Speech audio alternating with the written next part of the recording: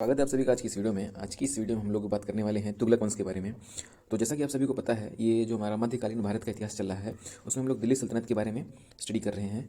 और तुगलक वंश के पहले हम लोगों ने जो दिल्ली सल्तनत के दो वंश थे, पहला गुलाम वंश जो कि 1206 से 1290 तक इसका शासनकाल था गुलाम वंश का।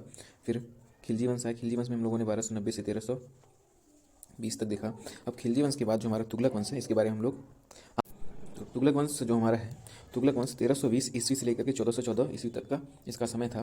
ठीक है। अब तुगलक वंश के संस्थापक की बात करी जाए तो तुगलक वंश का जो संस्थापक था वो था गयासुद्दीन तुगलक। और गयासुद्दीन तुगलक गद्दी पर 1320 से लेकर के 1325 यानी कि टोटल 5 साल गद्दी पर बैठा था। और जैसे ही ये गद्दी पर बैठा, इसने गाजी की उपाधि धारण की थी। ठीक है। यानी कि गाजी की उपाधि धारण करने वाला पहला शासक माना जाता है कौन? गयासुद्दीन तुगलक। ठीक है। और इसने मोहम्मद बिन तुगलक, जो कि अगला शासक बनता है आगे जाकर के, ठीक है, मोहम्मद बिन तुगलक को जो दक्षिण राज्य हैं, दक्षिण राज्य पर नियंत्रण करने के लिए नियुक्त किया था। ठीक है। दक्षिण राज्य से बेसिकली जो महाराष्ट्र है, महाराष्ट्र में देवगिरी, अभी आगे इसके बारे में भी चर्चा होगी, देवगिरी के बारे में भी। तो जो दक्षिण के राज्य हैं, दक्षिण के राज्यों पर नियंत्रण करने के लिए इसने मोहम्मद बिन तुगलक को नियुक्त किया था। ठीक है। अच्छा, अब गयासुद्दीन तुगलक के कुछ कार्यों के बारे में चर्चा कर लेते हैं। गयासुद्दीन तुगलक जब था तो ये नहरों के निर्माण पर काफ़ी फोकस किया हुआ था। ठीक है।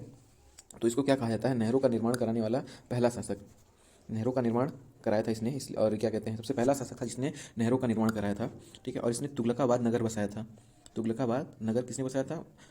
गयासुद्दीन तुगलक ने। और 56 कोट दुर्ग, 56 कोट दुर्ग किसने बनवाया? गयासुद्दीन तुगलक ने ही बनवाया। तो इसके कुछ निर्माण कार्य हैं। सबसे पहला इसमें नहरों का निर्माण इसने कराया। तुगलकाबाद नहर, तुगलकाबाद नगर भी इसने बसाया। और 56 कोट दुर्ग भी इसी ने बनवाया था। ठीक है। आगे बढ़ते हैं। आगे जब 1325 ईस्वी आता है, जब इसका शासनकाल का अंतिम समय आता है, तो उस टाइम पे बंगाल का विद्रोह होता है। तो बंगाल के विद्रोह में ये खुद बंगाल जाता है बंगाल के विद्रोह को दमन करने के लिए, और ये सफल भी हो जाता है, यानी बंगाल के विद्रोह को शांत भी कर देता है।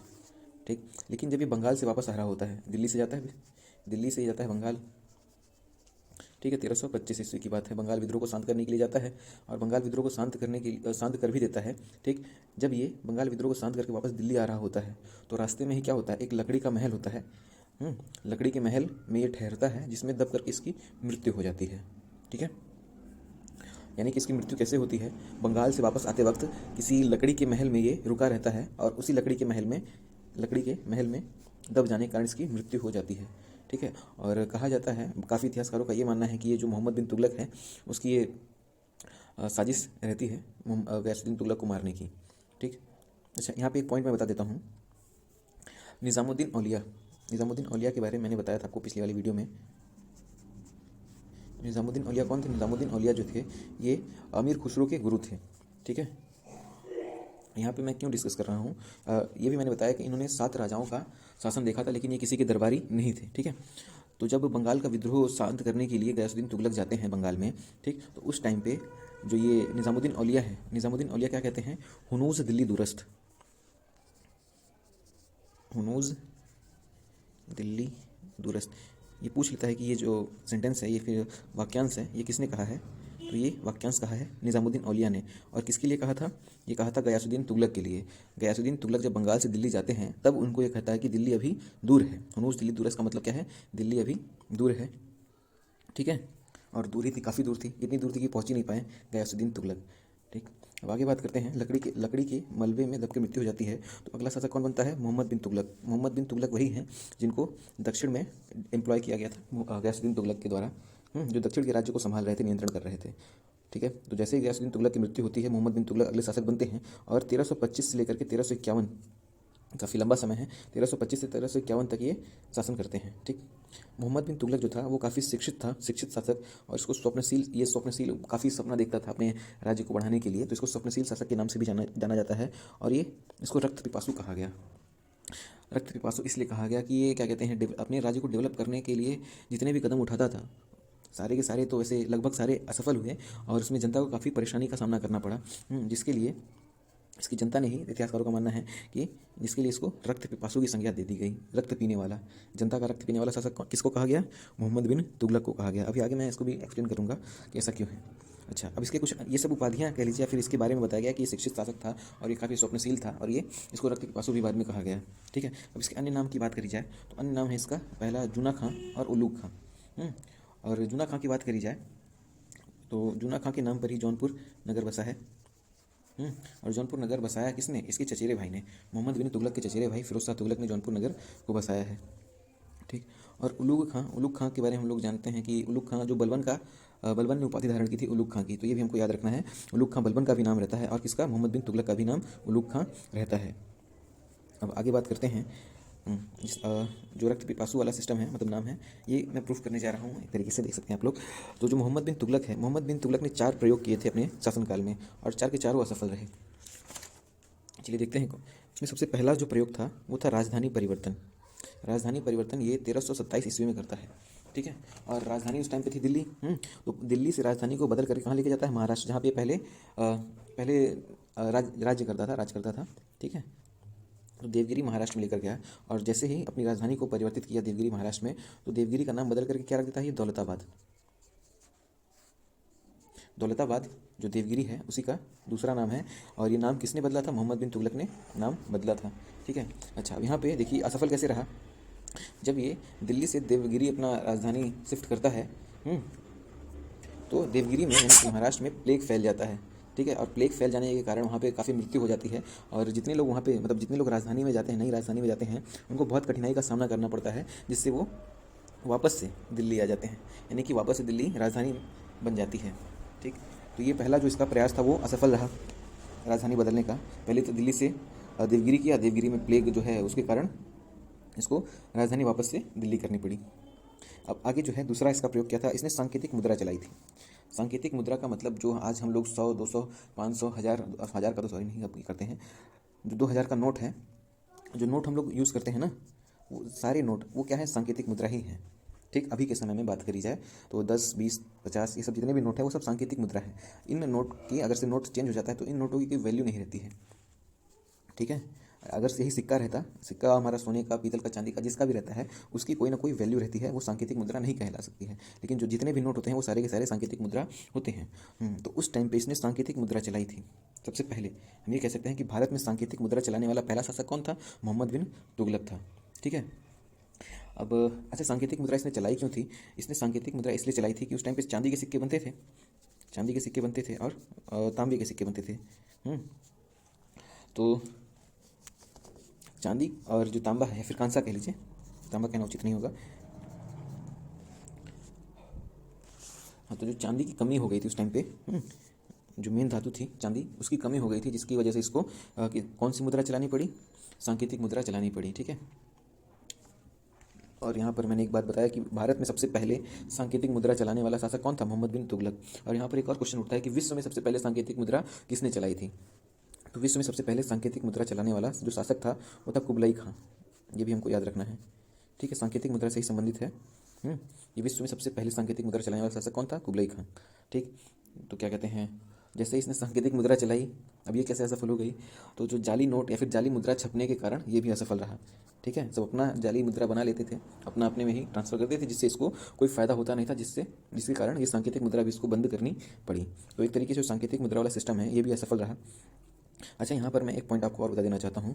1327 में इसने राजधानी परिवर्तन किया था और 1327 के एक साल बाद 1328 में इसने, इसकी कुछ अचीवमेंट भी है। अचीवमेंट में जो काम्पिल अभियान है, काम्पिल अभियान ये जीता था। ठीक है। काम्पिल अभियान में सफल रहा, जो कि काम्पिल ये कर्नाटक का एक शहर था। ठीक है। तो ये भी याद रखेंगे कि 1328 में इसका एक अभियान था काम्पिल अभियान, जिसमें ये सफल रहा। अभी इसके बारे में आगे हम लोग बात करेंगे। हाँ, तो सांकेतिक मुद्रा हो गई। अब बात करते हैं कराचिल अभियान की। कराचिल अभियान जो है इसमें क्या था? इसमें चीन को जो चीन की सीमाएं, भारत की जो सीमाएं हैं चीन से, इस तरह जो यहाँ पे जो सीमाएं थी चीन की, ठीक है, अब उस चीन से बचाने के लिए, फिर चीन से भारत की सीमाओं को सुरक्षित करने के लिए इसने क्या किया था? चीन से सुरक्षित करने के लिए इसने चीन की सीमाओं पर इसने 10,000 सैनिक डिप्लॉय किए थे। 10,000 सैनिकों को कहाँ भेजा था? चीन की सीमा पर भेज दिया। अब ये असफल कैसे रहा? अब जब चीन की सीमा पर भेजा तो चीन की सीमा पर, यानी भारत और चीन की सीमा पर काफ़ी ज़्यादा ठंड होने के कारण ये जो 10,000 सैनिक गए थे ना, 10,000 में से केवल 10 सैनिक बचे, बाकी सारे के सारे ठंडी से मर गए थे। ठीक है। तो ये जो कराचिल अभियान है वो भी एक तरीके से असफल ही रहा। ठीक। तो इस तरीके से हम लोग कराची अभियान के बारे में समझ सकते हैं कि बेसिकली चीन और भारत की सीमा से संबंधित है। ठीक, अब आगे बात करते हैं। अगला अभियान इसका था खुर्शी अभियान। खुर्शी अभियान ये क्या था? ये इराक को जीतने के लिए इसने अभियान किया था, लेकिन इराक को ये जीत नहीं पाया, जिसके कारण ये अभियान भी इसका असफल ही रहा। ठीक है, इसके 4 काफ़ी इंपॉर्टेंट अभियान हैं, जिसमें सबसे पहला आता है राजधानी परिवर्तन 1327 में, जो कि असफल रहा। सांकेतिक मुद्रा चलाई, जाली मुद्रा छपने के कारण ये भी असफल रही। कराची अभियान, चीन और भारत का जो सीमा था उसके बीच में भारत को सुरक्षित करने के लिए इसने चलाई थी कराची अभियान, वो भी असफल रहा। अब खुर्शी अभियान की बात करी जाए तो खुर्शी अभियान इराक पर हमला किया था इसने और ये हार गया था। ठीक है, अब आगे बात करते हैं। 1333 ईस्वी में इब्न बतूता आया था। इब्न बतूता एक मोरक्को देश से आया था। ठीक है, इसकी किताब क्या थी? किताबुल रहला। काफ़ी एग्जाम से पूछा है कि किताबुल रहला के लेखक कौन है, तो किताबुल रहला के लेखक हैं इब्न बतूता, जो कि मोरक्को देश के निवासी थे। ठीक है, अच्छा, जब ये आया था मोहम्मद बिन तुगलक के दरबार में, तो मोहम्मद बिन तुगलक ने इसको काजी की उपाधि दी थी, काजी नियुक्त कर दिया था। और उस टाइम पे जो काजी था ये न्याय विभाग का प्रमुख बना दिया गया था। ठीक, इब्न बतूता को काजी बना दिया गया था, और काजी का मतलब क्या? न्याय विभाग का प्रमुख। ठीक है, अब आगे बात करते हैं। 1336 ईस्वी में विजयनगर साम्राज्य की स्थापना हुई। ठीक है, और विजयनगर साम्राज्य की स्थापना से पहले मैंने यहाँ पे बताया था आप लोगों को, जो काम्पिल अभियान था, काम्पिल अभियान किसने जीता था? मोहम्मद बिन तुगलक ने कर्नाटक पे हमला करके जीता था। ठीक है, तो उसी काम्पिल अभियान से ही संबंधित है। अब इसमें क्या है, जो हमारा विजयनगर साम्राज्य है, इसकी स्थापना हरिहर राय और बुक्का राय ने की थी। और हरिहर राय और ये जो बुक्का राय हैं, ये काम्पिल अभियान में हारे थे। जो काम्पिल अभियान हुआ था ना 1328 में, 1328 में काम्पिल अभियान था, उसी में ये दोनों हार गए थे। ठीक है, लेकिन ये 1336 ईस्वी में, यानी कि टोटल 8 साल बाद, इन्होंने क्या किया था, अपना दिमाग लगा करके विजयनगर साम्राज्य की स्थापना वापस से कर्नाटक में की थी। ये भी कर्नाटक में ही है। ठीक है, कहा जाता है कि जो हरिहर राय और बुक्का राय थे, जब ये काम्पिल अभियान में हार गए थे, तो ये दोनों, हरिहर राय और बुक्का राय, वो मोहम्मद बिन तुगलक मारने वाला था, लेकिन अपनी जान बचाने के लिए हरिहर राय और बुक्का राय ने जो मुस्लिम धर्म है उसको अपना लिया था। ठीक है, और समय के साथ साथ ये मोहम्मद बिन तुगलक के वफादार हो गए। ठीक है, और जब मोहम्मद बिन तुगलक ने क्या कहते हैं कि विजयनगर साम्राज्य पे कर्नाटक पे दोबारा हमला करने का कुछ योजना बनाया कुछ, तो इन दोनों ने, ये दोनों वफादार तो हो ही चुके थे, तो इन दोनों ने मोहम्मद बिन तुगलक के जाने के बजाय खुद को भेजने के लिए आज्ञा मांगी, और दोनों कर्नाटक गए। हरिहर राय और बुक्का राय दोनों लोग कर्नाटक जाते हैं, और वो कर्नाटक जाने के बाद ये दोनों विजयनगर साम्राज्य की स्थापना कर देते हैं, और वहाँ पे जो इन्होंने मुस्लिम धर्म को अपनाया हुआ था, मुस्लिम धर्म को त्याग देते हैं। ठीक, और जो मुस्लिम धर्म जो इन्होंने अपनाया था, उसको त्यागने में मदद कौन करता है? इनके गुरु रहते हैं विद्याधरण।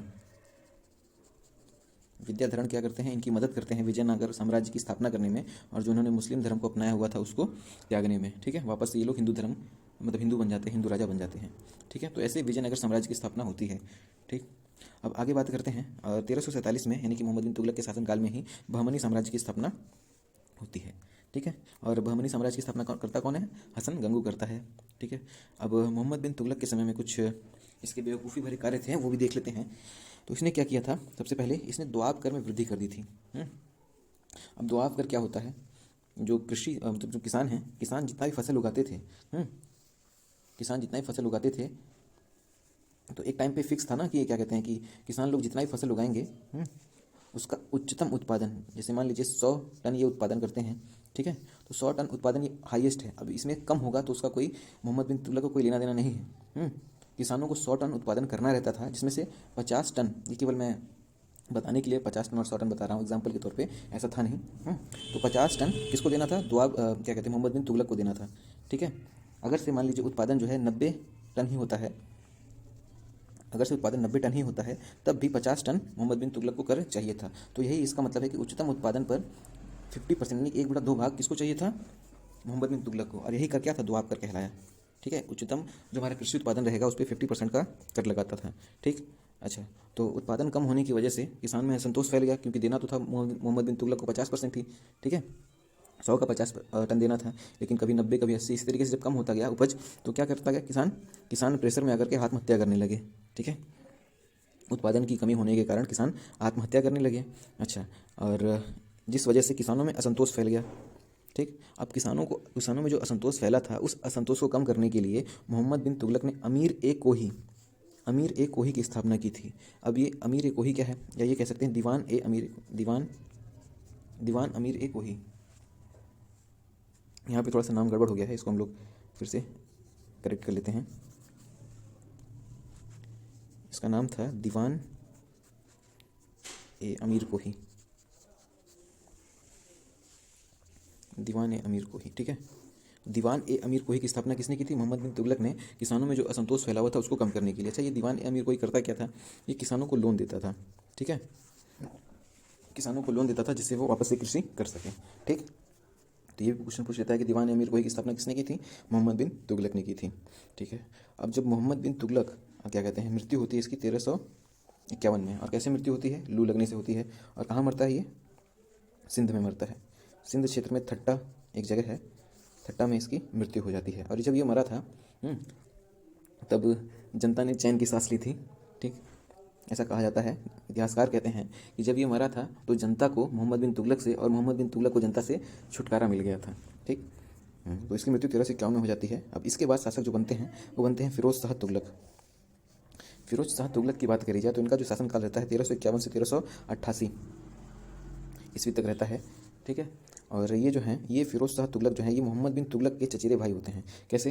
अच्छा, जो मोहम्मद बिन तुगलक के जो पिता थे गयासुद्दीन तुगलक, जो इस तुगलक वंश के संस्थापक थे, तो उनका पुत्र कौन था? मोहम्मद बिन तुगलक, ठीक है। अच्छा, इस गयासुद्दीन तुगलक के भाई थे कमालुद्दीन फिरोज, ये इनके भाई थे, गयासुद्दीन तुगलक के भाई थे।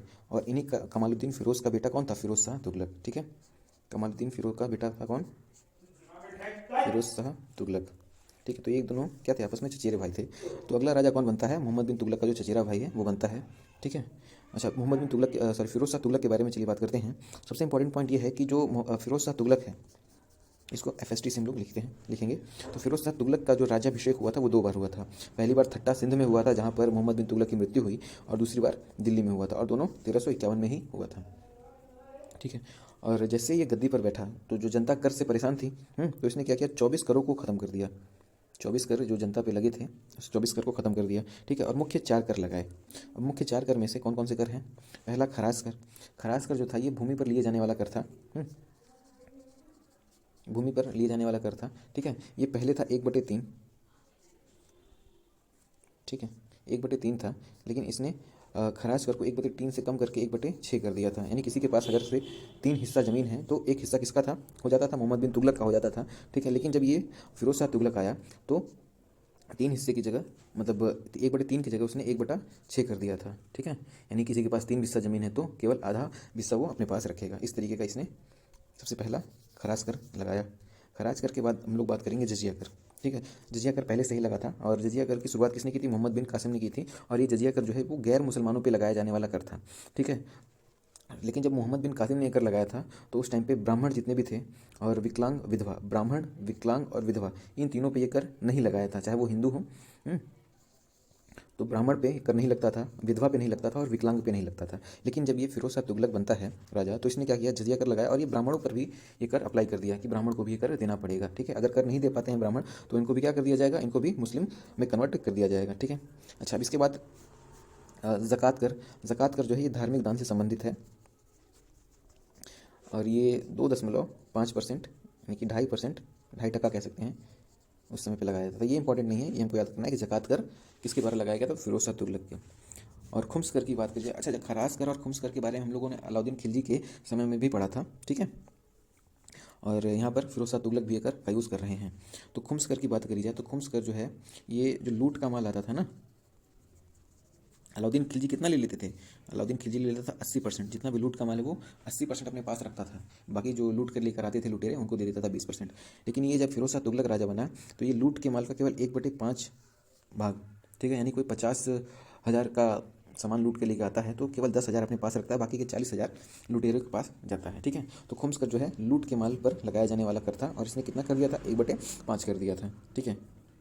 तो ये 4 कर जो है मुख्य कर थे, ठीक है। इसके बावजूद इसके बाद ये 5वां कर लगाता है, ठीक है, बाद में लगाता है, इसलिए 4 जो कर है इंपॉर्टेंट उसमें इसको इंक्लूड नहीं किया गया है, ठीक है। तो जो 5वां कर है इसने बाद में लगाया था, उस कर का नाम क्या है? शक ए हर्ष। शक ए हर्ष, ये कर किस लिए लगाया गया था? ये कर लगाया था सिंचाई कर, सिंचाई के लिए, ठीक है। यानी शक ए हर्ष को सिंचाई कर के नाम से भी हम लोग जान सकते हैं। और ये था कितना? 1/10, ठीक है। डेटा याद करने की जरूरत नहीं है, बस मैं आप लोग को इन्फॉर्म करने के लिए बता दे रहा हूँ, ठीक है। अब आगे बात करते हैं इसको कौन कौन सी उपाधि दी गई है, ठीक है। सबसे पहले इसको सल्तनत काल का अकबर कहा गया। सल्तनत काल का अकबर किसको कहा गया था? फिरोज शाह तुगलक को। अच्छा, सल्तनत काल का अकबर क्यों कहा गया था? देखिए, अकबर जो था वो उसने अपने शासन में विभागों का काफ़ी निर्माण कराया था, ठीक है। तो जो कि इसने भी किया था, विभाग का काफ़ी निर्माण कराया। तो विभाग के निर्माण के कारण इसको सल्तनत काल का अकबर कहा गया, ठीक है। और जो दूसरी महत्वपूर्ण उपाधि है सल्तनत काल का जयसिंह, ठीक। अब जयसिंह क्यों? अब जो जयसिंह जो थे ये इन्होंने जयसिंह ने काफ़ी नगर बसाए थे, ठीक है। और जो काम फिरोज शाह तुगलक ने भी किया था, फिरोज शाह तुगलक ने भी काफ़ी नगर बसाए थे, ठीक है। इसलिए फिरोज शाह तुगलक को सल्तनत काल का जयसिंह के नाम से भी या फिर उपाधि दी गई थी, सल्तनत काल का जयसिंह। अच्छा, यहाँ पे नगर बसाने की बात हो रही है, तो फिरोज शाह तुगलक ने कितने नगर बसाए थे और कौन कौन से नगर बसाए थे उसको देख लेते हैं हम लोग। तो फिरोज शाह तुगलक ने सबसे इंपॉर्टेंट जो है जौनपुर, सबसे इंपॉर्टेंट नगर है जौनपुर नगर बसाया था। अब जौनपुर नगर किसके नाम पे बसाया था इसने? ये इसने बसाया था जूना खान, जूना खान के नाम पे। अच्छा, ये जूना खान कौन था? जूना खान मैंने आपको बताया था जो मोहम्मद बिन तुगलक था उसका वास्तविक नाम क्या था? जूना खान। और जूना खान के नाम पे इसने जौनपुर नगर की स्थापना की थी, ठीक है। और जूना खान ही मोहम्मद बिन तुगलक का नाम है। और जो जौनपुर है, जौनपुर का नाम सिराज ए हिंद भी है, ठीक। अच्छा, फिर फिरोजाबाद इसने अपने नाम पे बसाया था, फतेहाबाद और फिरोज शाह कोटला। ये जो जितने भी नगर बसाए थे उसमें से इंपॉर्टेंट नगर हैं जौनपुर, फिरोजाबाद, फिर फतेहाबाद और फिरोज शाह कोटला, ठीक है। ये सारे के सारे फिरोज शाह तुगलक के द्वारा बसाए गए नगर हैं, ठीक है। अब आगे बात करते हैं। आगे इसने एकता प्रणाली को फिर से शुरू कर दिया था, ठीक है।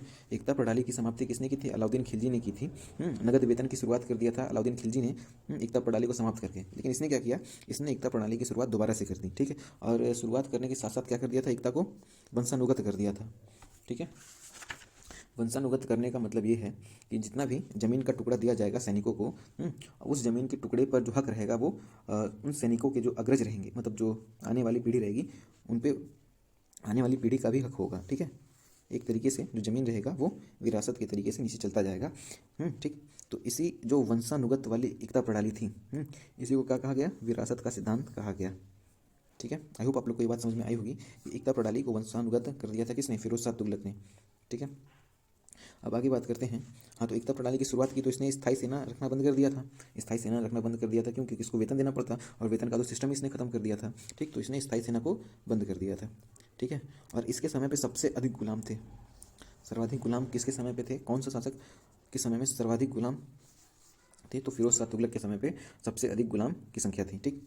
अब आगे बात करते हैं हम लोग फिरोज शाह तुगलक के विभागों के बारे में, जो कि क्या कहते हैं, विभागों के कारण, विभाग का निर्माण के कारण ही इसने इतने विभाग का निर्माण कराया था जिसके कारण इसको सल्तनत काल का अकबर के नाम से भी जाना जाता है। अकबर ने भी क्या किया था? काफ़ी विभागों का निर्माण कराया था। उसी तरीके से इसने भी काफ़ी विभाग का निर्माण कराया था। उसमें से कुछ इंपॉर्टेंट विभाग हैं। पहला है दीवान ए बंदरगान। दीवान ए बंदरगान जो है ये गुलामों के लिए बनवाया था इसने। ये विभाग जो है ये गुलामों के लिए निर्माण कराया था। अब दीवान ए खैरात दूसरा विभाग, काफ़ी इंपॉर्टेंट है ये। दीवान ए खैरात जो है वो मुस्लिम लड़कियों के लिए और विधवाओं के लिए, ठीक। मुस्लिम लड़कियों और विधवाओं के लिए दीवान ए खैरात विभाग का निर्माण कराया। दीवान ए इस्तिहाद, दीवान ए इस्तिहाद जो है ये वृद्ध पेंशन से संबंधित है, ठीक है। यानी कि जो सैनिक बूढ़े हो गए हैं उनको पेंशन देने के लिए दीवान ए इस्तिहाद विभाग का निर्माण कराया। और दीवान ए रिसालत, दीवान ए रिसालत जो है ये लोक शिकायत से संबंधित है, ठीक है। लोक शिकायत पर चर्चा करने के लिए इसने दीवान ए रिसालत विभाग का निर्माण कराया, ठीक है। तो विभागों में से इसके 4 विभाग जो हैं दीवान ए बंदरगाह, दीवान ए खैरात, दीवान ए इस्तिहाद, दीवान ए रिसालत, ये हमको याद करना है, ठीक है। फिरोज शाह तुगलक के विभाग हैं सारे के सारे। अब आगे बात करते हैं। इसने कुछ ऐसे काम किए जो कि क्या कहते हैं, सिकंदर लोदी और औरंगजेब आगे जाकर करते हैं, ठीक है। जिसमें से हमारा, इसने महिलाओं को मजार जाने पर रोक लगा दी। महिलाएं जो मजार पे जाती थीं पूजा वगैरह करने के लिए, उसको इसने बंद करा दिया, ठीक। और दीवारों पर जो चित्रकारी थी उसको भी बंद करा दिया।